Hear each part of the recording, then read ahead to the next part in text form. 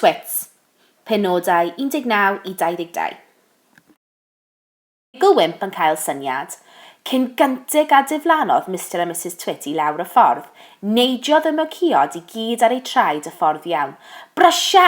Ceri nôl yr allwedd, galwodd Ysgol Wimp ar yr aderyn roli-poli, a oedd yn dal i eistedd ar dôr tŷ. Pa allwedd, gweiddodd yr aderyn roli-poli, yr allwedd i'r drws ein caets ni, bloeddiodd Ysgol Wimp. Mae hi'n hongian ar hoelen yn y shed.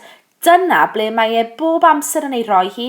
Hedfanodd yr aderyn roli-poli i lawr a daeth yn ôl gyda'r allwedd yn ei big. Dynodd Ysgol Wimp lawr drwy farau caets a chymryd yr allwedd. Roddodd hi yn y clo a'i throi, a gorodd y drws. Neidiodd pob un o'r 4 allan gyda'i gilydd.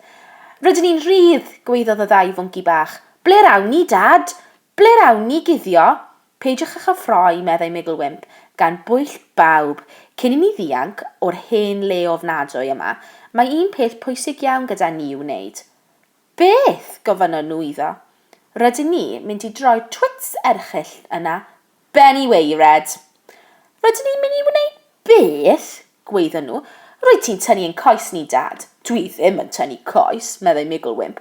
Rydyn ni mynd i droi Mr a Mrs Twit ben i weired, a'i choesau yn yr awyr. Paid â bod yn hurt, meddai'r aderyn roli-poli.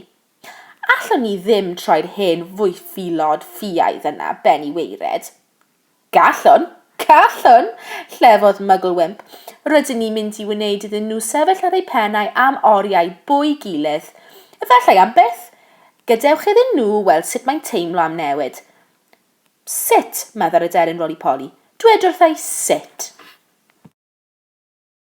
Trodd Ysgol Wimp ei ben un ochr, a daeth gwyn fach ddiriedus i'w geg. Bob hyn a hyn, meddai, ond ddim yn aml iawn, dwi'n cael syniad gwych. Mae hyn yn un ohonyn nhw. Dilynwch fi, ffrindiau, dilynwch fi. I ffwrdd ag e tuag at y tŷ ac aeth y 3 mwnciau arall ar y aderyn roli-poli ar ei ôl. Bwcedi a brwsys paint, gweiddodd Ysgol Wimp. Dyna sydd ei eisiau arno ni nesaf. Mae digon yn y shed. Brysiwch bawb. Ewch i nôl bwced a brwsh paint. A tu mewn i'r shed Mr Twit, roedd casgen enfawr o lid glidiog cudion dyn. Y stwff roedd yn ei defnyddio i'r ddal yr adar. Llenwch eich bwcedi, gochmynodd Ysgol Wimp. Rydyn ni'n mynd i mewn i'r tŷ mawr nawr. Roedd Mrs Twit wedi cuddio allwedd y drws ffrant o dan y mat ac roedd Ysgol Wimp wedi gweld hi'n ei wneud e. Felly, roedd hi'n hawdd iddyn nhw fynd i mewn, ac i mewn â nhw pob un o'r 4 mwynci gyda'i bwcedi a'i lid glidiog. Wedyn, hedfanodd yr aderyn roli-poli mewn ar ei hôl a bwced yn ei big a brwsh yn ei grafanc. Y peintio glid mawr yn dechrau. Dyma'r ystafell fyw, cyhoeddodd Ysgol Wimp, yr ystafell fyw wych a hyfryd, lle mae'r 2 hyndod ffiaidd a dychrynllyd yn bwyta pastau adar pob wythnos i swper. Paid y sôn am bastau adar eto, os gwelid i'n dda, meddai y aderyn roli-poli, mae'n codi arswyd arna i. Rhaid ni beidio gwastraffu amser, gweiddodd Ysgol Wimp. Brysiwch. Nawr, dyma'r peth cyntaf. Dwi eisiau i pawb peintio glid glidiog dros yn enfwd. Gorchuddiwch e i gyd. Taenwch i bob cornel. Dros yn enfwd, gweiddodd nhw. Pam yn enfwd? Dim ots pam, gweiddodd Ysgol Wimp. Gwnewch fel dwi'n dweud a pheidiwch y dadlau. Ond sut gallwn ni fynd i fyny yno? Gofynnon nhw.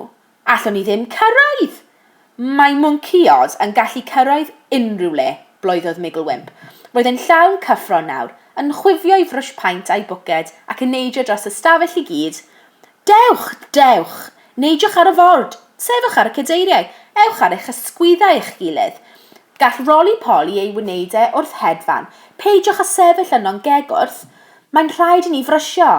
Dydych chi ddim yn deall hynny? Bydd y Twits ofnadw yna yn ôl unrhyw eiliad, a'r tro hwn bydd drilliau ganddyn nhw. Brwsiwch iddi, mwyn popeth, brwsiwch iddi. Ac felly dechreuodd y peintio glid mawr dros y nenfwd. Hedfanodd yr adar Eraill I gyd oedd wedi bod yn eistedd ar y tro I mewn I helpu, gan gario brwsys paent yn eu cryfangau a'i bigau. Pawb yn splasio fel yr andros, a gyda chymaint o grew I helpu, cafodd y gwaith ei orffen mewn dim dro. Y carped yn mynd ar yn enfyd. Beth nawr? Medden nhw I gyd, gan edrych ar Migglewimp. Aha, llefodd Migglewimp. Nawr, mae'r hwyl yn dechrau. Nawr, fe wnawn ni'r tric ben I weirid gorau erioed. Ydych chi'n barod? Rydyn ni'n barod, meddai'r mwnciod. Rydyn ni'n barod, meddai'r adar. Tynnwch y carped allan, gweiddodd Migglewimp. Tynnwch y carped enfawr yma allan o dan y dodrefn a'i lydio wrth y nenfwd. Ar y nenfwd? Gweiddodd un o'r mwncioed bach. Ond mae hynny'n amhosib, Dad. Fe lydia I di wrth y nenfwd, os naw yn ei gaid y geg, meddai Migglewimp yn swta. Mae'n hirt, gweiddodd nhw. Mae'n hanner calladwl. Mae'n hanner pan. Dydy e ddim yn llawn llathen. Toffadwl yw e. Hen ffwl gwirion yw e, gweiddodd yr aderyn Rolly-Polly. Mae'r hen ffygl drian wedi colli ei wimp o'r diwedd. O, rwch y gorau iddi, bwnewch chi, a helpwch fi, meddai Migglewimp. Gan Gideon un gornel o'r carped. Tynnwch y twmpsod, tynnwch! Y carped yn enfawr. Roedd e'n gorchuddio'r llawr I gyd o wal I wal. Roedd patrwm coch ac aur arno. Dydy tynnu carped enfawr oddi ar y llawr ddim yn hawdd pan fydd yr ystafell yn llawn byrddau a chadeiriau. Tynnwch! Bloeddodd Migglewimp. Tynnwch, tynnwch, tynnwch! Roedd e fel diafol, yn hercian o gwmpas yr ystafell ac yn dweud wrth bawb beth i'w wneud. Ond allet ti ddim gweld bai arno fe? Ar ôl misoedd a fisoedd o sefyll ar ei ben gyda'i deulu, allai e ddim aros am yr amser pan fyddai'r Twits ofnadwy yn gwneud yr un peth. O leiaf dyna roedd yn ei beithio. Gyda'r mwncioed a'r adar I gyd yn tynnu a thynnu, cafodd y carped ei lwysgo. Oddi ar y llawr a'i godi ar y nenfwd o'r diwedd. A dyna lle'r arhosodd e. Ar unwaith, roedd carped coch a aur dros nenfwd yr ystafell fyw I gyd. Y dodrefn yn mynd I fyny. Nawr y bwrdd mawr, gweiddodd Migglewimp.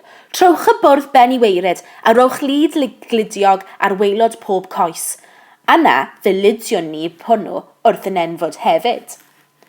Doedd codi'r bwrdd enfawr ben I weired i'r nenfwd ddim yn waith hawdd, ond fe lwyddon nhw yn y diwedd. Wnaeth fe aros yna, gweiddodd nhw, a di'r glid yn ddigon cryf i'w ddal ei fyny.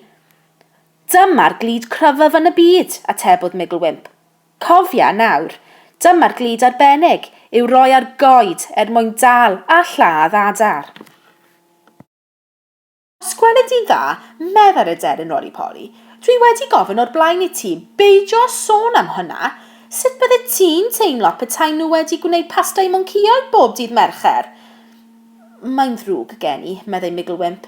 Dwi'n teimlo mor cyffroes, pryn dwi'n gwybod beth dwi'n ei ddwneud. Y cadeiriau nawr. Gwnewch yr un peth â'r cadeiriau. Mae'n rhaid i'r cadeiriau I gyd gael ei glidio ben I weired wrth y nenfwd.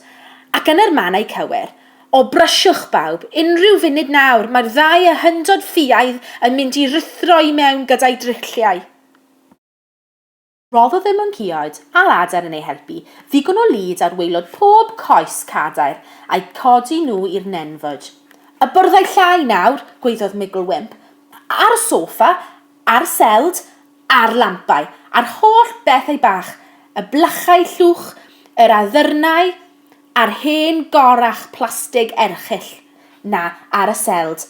Mae'n rhaid I bopeth, gael ei lydio wrth y nenfwd. Waeth dychrynllid o anodd. Roedd hi'n arbennig o anodd glidio popeth wrth y nenfwd yn yr un fan cywir, ond fe ddeithon nhw i'r ben yn y diwedd. Beth nawr? Gofynnodd yr aderyn Rolly-Polly. Roedd ei wedi colli ei wynt, ac mor flinedig fel mae pryn y gallai symud ei adenydd. Yw lluniau nawr, gweiddodd Migglewimp, trowch y lluniau i gyd ben i weired, ac y wnaeth un ohonych chi aderyn hedfan allan i'r heol a gwylio am y 200 ffiaidd yn dod nôl. Fe a fi, meddai'r aderyn roli poli. Fe eisteddai i ar weiars yr ffon gwylio. Bydd yn gyfle i fi gael egwyl fach.